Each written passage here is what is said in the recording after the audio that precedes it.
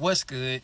It's Law 360, and today we're going to be talking about building mental muscle. So, first thing first, what is mental muscle? What is a mentality? What is a mind? A mind is an awareness that you create, that you trap yourself inside of. So, we all have the ability to create minds and awarenesses to become aware of our space. And once we become aware of our space, then we single ourselves out from all spirit. So we want to experience our own world, our own spirit, our soul space, our soul, our awareness. And when it comes to other spirits becoming aware next to you on that same street, this becomes the same people that y'all slowly but surely through evolution, creation, mutation, and evolution, y'all manifest and become the same blood physical family when it comes to y'all creating that esoteric spiritual blood that becomes y'all actual physical bloodline and things of those natures. But that doesn't mean that those individuals are a seed from your actual spiritual family when it comes to the space that you became, the space that you became, the space that you was birthed out of. So the space that you was birthed out of just mimics the space that you became aware in. And you may become aware to different spirits that was birthed out of different spaces that may not have as broad as a light or an imagination or a mind as you.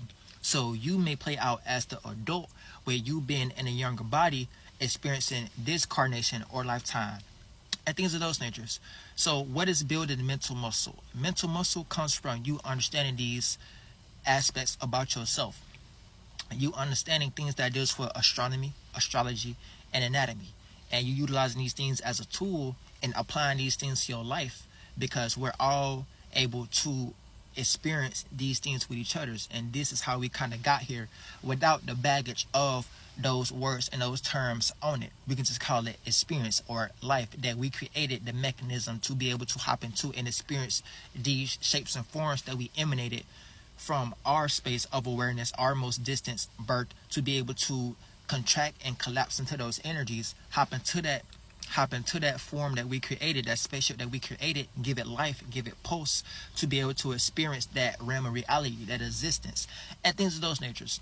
So kind of understanding how to be able to go outside and align yourself with the energies as above, because we created the macro, and from that macro, from our subjectivity to create the objectivity, creating that macro, we encapsulate our own micro from that we have within ourselves, our own 7 chakras, our own 7 planets, our own 7 sephiroths, our sun, solar plexus, Jesus, Lucifer, Saturn, all the way down to our feet, that condensed, those mental forms condensed and became our actual organs through times and periods of evolution and things of those natures, because we come out of the waters that we create as sea creatures. So we first were sea creatures, and there may have been a period of time that we was going through that we stop and call right now Scorpio, that we may have called that the age of Scorpio, when we was just sea creatures in that iceberg, in that shape and form, until we melted that shape and form, went through the experiences with each other to experience,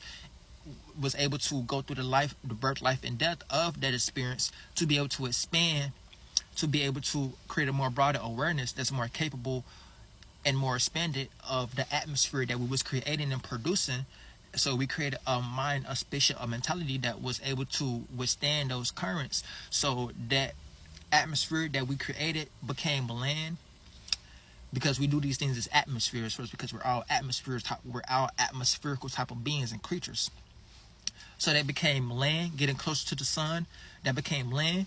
Now we created organs and bodies that was able to mimic that atmosphere, that level of consciousness, that level of awareness. So now we was able to come out of those waters, get into the age of Scorpio, not age of Scorpio, but age of Sagittarius, half man, half animal, being able to separate from those lower animalistic natures that dealt with us being in that primitive space of being sea creatures. Now we're able to climb out of those waters, slither on our bellies, become land creatures, and things of those natures. So you got to keep that in mind, because this is how we created this whole realm of reality and existence, this Lemurian, because we're Lemurians and things of those. You know what I'm saying? It gets real deep in understanding these energies, but that's the type of science. It's the real metaphysical scholarly. You know what I'm saying? This real science is going on.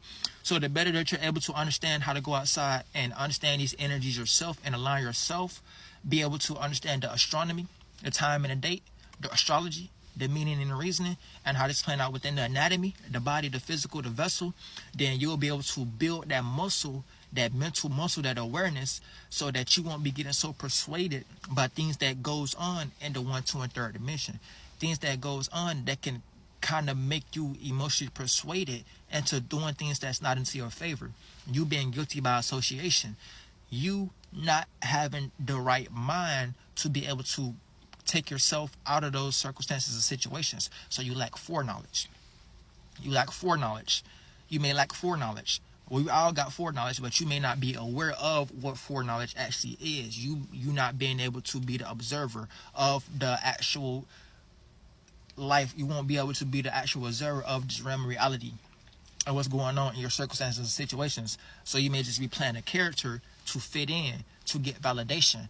And this is going to be making you docile spiritually, because you're not able to stand upright and be able to have your own stance about what's going on around you. So you may end up being manipulated or being able to get persuaded by other individuals' minds and currents, because you don't have your own sufficient mind mentality that can play out like a firmament, something that you can be firm in, something that gives you confirmation when it comes to how you see the world and what's going on outside of you. And if you choose to let that affect you, and if what's going on outside of you resonate with you. So this is you taking self accountability, doing that self shadow work, and understanding that you're not these things. You're not all these thoughts and feelings and emotions that everybody be lost into that's going on around you.